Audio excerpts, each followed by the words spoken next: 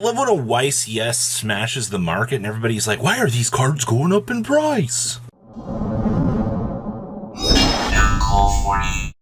Don't forget to smash the living crap out of that subscribe button, and don't be like 30% of you that have not. Make sure you guys do smash it so you guys don't miss out more awesome content. We're going to be talking about Exosister over here to start off today's video. And, you know, the amount of Exosister Marthas that have sold on the secondary market in the last 12 to 14 hours has been amazing. But my favorite part about all of these, oh my gosh, I need to get Exosister cards now, is the fact that the Starlights aren't budging.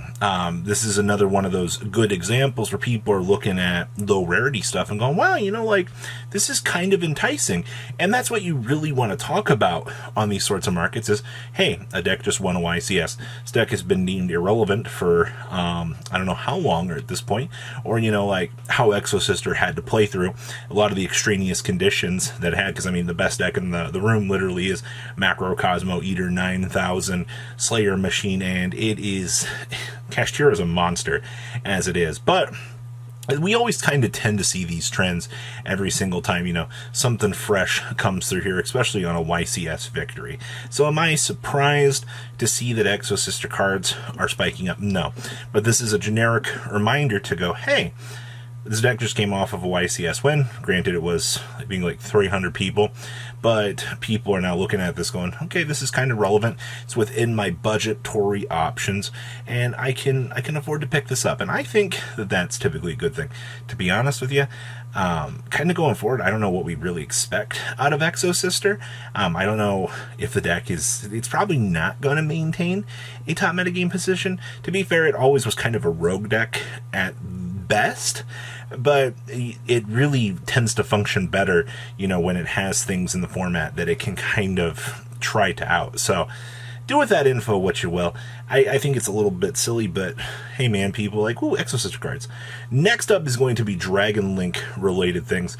And yes, that is Chaos Emperor, the dragon of expensive get-in. Oh boy, for those of you that don't know, there was a time where Chaos Emperor Dragon was the top Apex Predator on the market. Like, this card was absolutely crazy, and it slowly rolled down to the $50 mark, and guess what? As of filming this, they're back at the $70+ mark. Well, what in the world has caused that? Dragon Link. Because we still have Magna Hut at 3 here in the TCG, Dragon Link has kind of developed itself as one of the best decks. Technically, it's a sub-classification of Bysteel Dragon Link, but it's still link out with your dragons, climb up the link ladders, and do their thing. The deck had a fantastic showing this weekend. Actually, one of the comments that I read that really, I think, confused people was, how are all these Dragon Link players doing good? You know, like, Kashtira is the best deck. Like, I don't understand this. Well, they're moving towards cards to actually stop a Rise Heart. You know, it's one of the best parts about the game of Yu-Gi-Oh! Is we have cards to stop other cards. Book of Moon being one of those classic examples out here. I'm sure if you watched the deck list video earlier in the day, you saw how heavy some of these tech choices are in these decks to counteract these option trees. And Dragon Link has been one of the most innovative decks, I would say, in the game's history at this point. This deck has been around for years at this stage, and it's going to continue to be a relevant piece. Now, is Chaos Emperor something that you need? To be honest with you, it's a cute little tech choice. Not every list pushes for this card to be included in the deck, but from what we're seeing here, there was 1 or 2 lists that did choose to play it. It's more or less an expensive tech choice nonetheless, but yes, Dragon Link pieces are in fact moving right now. Yikes. Next up is Destructive Daruma Karma Cannon. Oh boy. For those of you that don't know, kaijus have been seen nowhere in the format. I can't tell you the last time that I saw a kaiju running around in the format, but what has moved into the format here has been Destructive Daruma Cannon here.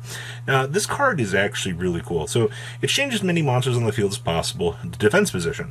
And then if either player controls a face-up monster or monsters, they must send all monsters they control to the graveyard. Now, wait a minute. They? Okay, so the thing that makes this card super saucy 9000 is the fact that it forces you, the player, to make the decision. Well, Robbie, my card says it's unaffected by card effects. Well, it's forcing this handsome hunk right here has to make a terrible decision about sending that Adignister unaffected Link monster to the graveyard, because the card says that I have to make the decision. This was Konami's cop-out for making all of these incredibly strong boss monsters that were unaffected, couldn't be anything. So their way of fixing these things was making cards that force the player to make an interaction, because then they have to make this. It's cheesy, but you need to keep an eye on this, especially as we're heading on into the WCQ season here, or the wrap-up climax of it, that this card is on everybody's watch list right now. And there have been people picking them up. I mean, a little bit more than usual, but it's got a fairly recent printing. Thank you, Darkwing Blast, for being the only card printing for this amazing card. Gotta love TCG exclusives out here. Is there a point we could see this card go through the roof? I don't think it's going to go too crazy high, but this is one of those cards that you want to keep an eye on, because recent trends, recent metagame developments, all the little fun things out here. Then there's Purely. Ah, boy. So Purely got third place out of the YCS this weekend. And now one of the focal points I'm hearing from people is, oh my gosh, we need to pick up our Purely cards again. All right, like, Purely's actually just a really good deck. Here's the thing. Typically, when we have things like this happen, people lose their minds typically on abnormal events. Now, I'm not saying that Purely is not a top metagame contender, because I would put it in the rogue category. Problem is it struggles a little bit more than a lot of the other decks right now, because it doesn't quite have the free chicken nuggies that it used to have after the limitation of its probably best card. But what we are seeing here is, one, players being unprepared for it. It's the same thing that we tend to see in a lot of these trends here. Players not being prepared for their matchups typically will cost them certain potential games. And that's why you could see something like Purely running up here and actually doing its thing. Now, out of the list this weekend, it didn't play any of the Dark World cards that a lot of people were pushing. No Volcanic Shells for the free generation engine. It was just purely trying to get the job done. And I think that's actually probably one of the better ways to consider things at the moment. The Dark World stuff kind of tends to lead to more dead draws, but that's not saying that the Dark World stuff is necessarily bad. There will always be people out here that'll be like, well, I got the deck to work for myself. Yeah, that's fine. But moral of the story here, Purely did finish relatively high. Eyes are now turning back to Purely going, maybe we should give a reconsideration for this. Deck has massively fallen in price from what it was months ago. So if you're one of the people that's like, maybe I should give some consideration to picking this up. Honestly, it's up to you. All things considered, deck is still relatively fun at the end of the fun in Yu-Gi-Oh! That's something that people don't like actually hearing out here. And the last one's a plug-in for the news last night, and it is Yubel support. Thank you. What is it? The Dark Nude set coming out here has got people going, oh my gosh, this is a Yubel set. We have to pick up our max rarity Yubels right now. All right, trust me. Just because the name has a very similar reference to a set does not typically mean that it is going to be a tie-in.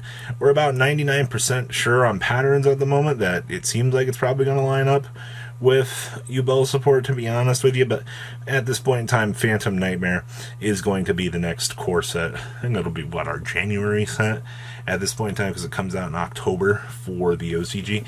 So if you really, really, really are feeling like today's the day that I want to get some Yubel support, and one of those typical heads up going, hey, these probably aren't going to last too long. I would probably expect by the time this video goes up, the Yubel probably has already gone pretty terminal in certain aspects, but it's got so many different rarities and things that maybe you can pick up something for your preferred rarity. Obviously, Phantom Darkness Secret Rares are always going to be some of the most coveted cards. You can think maximum value first edition for that era of card, but it's where we're sitting right now. So a lot of interesting things happening on the market right now. A lot of things that are going to continue to happen on the market right now. And to be honest with you, I don't particularly see a cooldown point anytime soon, because it's gas to the floor starting this next month in July. Oh boy. Leave a comment down below what you guys think. I'll see your beautiful faces back here later today, guys. Peace out. Patrons. Thank you.